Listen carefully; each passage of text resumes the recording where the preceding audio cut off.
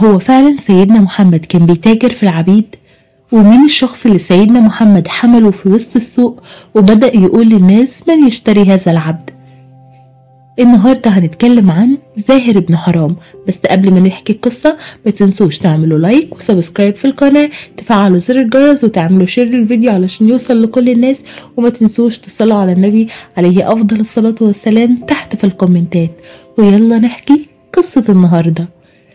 زاهر بن حرام هو صحابي من صحابة رسول الله صلى الله عليه وسلم، واللي كان بيعز الرسول صلى الله عليه وسلم وبيحبه بشكل غريب.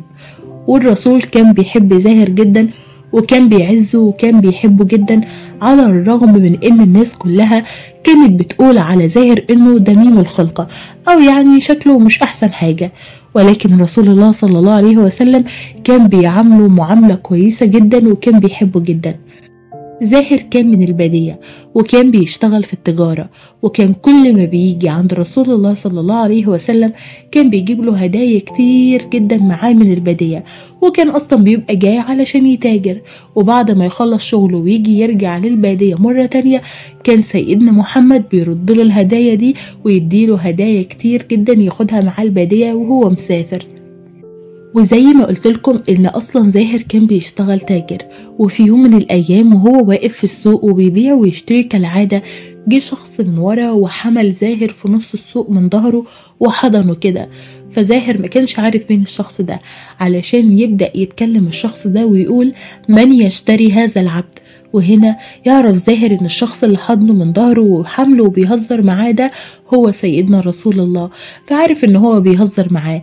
والناس في السوق كانوا بيسمعوا صوت سيدنا محمد ويبصوا عليهم لانهم عارفين ان هما بيهزروا مع بعض، وكانوا بيبتسموا ويمشوا.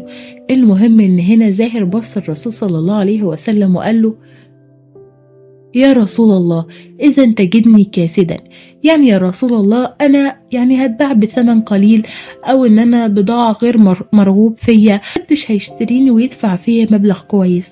وده طبعا لأن زي ما قلت لكم إن زاهر كان دميم الخلقة أو يعني شكله ما كانش أحسن حاجة. وهنا رد عليه سيدنا محمد رد بيأكد إن هو فعلا كان نبي، وإنه كان شخص كريم الخلق وشخص طيب الأخلاق. في الوقت ده سيدنا محمد رد على زاهر وقال له ولكنك عند الله لست بكاسدا، يعني انت عند ربنا شخص غالي جدا وليك قيمة عظيمة جدا.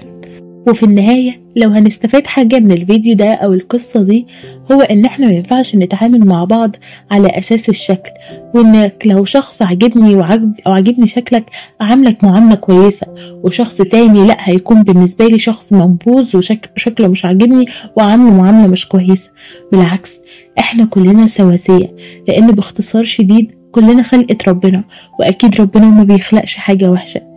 ولو في فرق ما بيننا وما بين بعض فالفرق ده عمره ما هيكون بالشكل، الفرق ده هيكون بحاجة تانية وهي التقوى زي ما ربنا قال لنا. وأحسن حاجة ننهي بيها فيديو النهاردة هي الصلاة على النبي عليه أفضل الصلاة والسلام.